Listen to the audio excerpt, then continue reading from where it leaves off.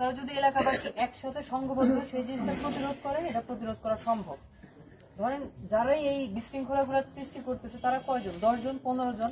আপনি এলাকাবাসী যদি 50 জন জড়ো হয়ে যান তাহলে কিন্তু ওরা এই কাজগুলো করতে পারবে না। ঠিক আছে, আমরা সেনাবাহিনী, আমরা আপনাদের আশেপাশে আছি, আমরা এখানে ক্যাম্প করছি, আপনাদের এখানে আসি, যে কোনো প্রয়োজনে যে কোনো সময় আমাদেরকে ফোন দিলে আমরা চলে আসবো। বাট আমরা আসার আগে আগেই যদি কিছু হয়ে যায়, সেই জন্য প্রাথমিকভাবে যেহেতু আপনারা অন স্পটে এখানে আসেন, প্রথম স্টেপটা আপনাদের নিতে হবে, তাই তো?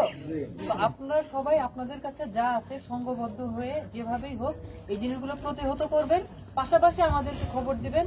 আমরা যথেষ্ট কুইক পসিবল টাইমে আমরা চলে আসবো, এবং যারা এই ধরনের বিশৃঙ্খলা সৃষ্টি করতেছে তাদের পক্ষে আমরা একদম শক্ত পদক্ষেপ নিব, কঠিন পদক্ষেপ নিব। ঠিক আছে? তো আমার কথা যদি আপনারা বুঝতে পারেন, তারপরে আমি আরেকবার সারসংক্ষেপে বলে দিচ্ছি। এই ধরনের যদি কোনো বিশৃঙ্খলা হয়, সর্বপ্রথম দায়িত্বটা হচ্ছে আপনাদের। যদি 5 জন এসে কোনো বিশৃঙ্খলা করে, আপনারা 20 জন আগায় আসবেন, এসে সেই জিনিসটাকে আটকানোর চেষ্টা করবেন, তাহলে ওরা সাহস পাবে না। বুঝতে পারছেন? ধন্যবাদ। আর কোনো সমস্যা হলে অবশ্যই আমাকে জানাবেন, আমরা যত দ্রুত সম্ভব আপনাদের এখানে চলে আসবো। ঠিক আছে স্যার, আপনাদের কার্ড দিয়ে যান, নাম্বার দিয়ে যান আমাদের।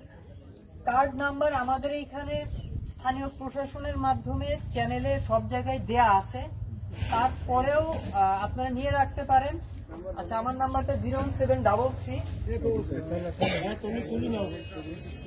202484।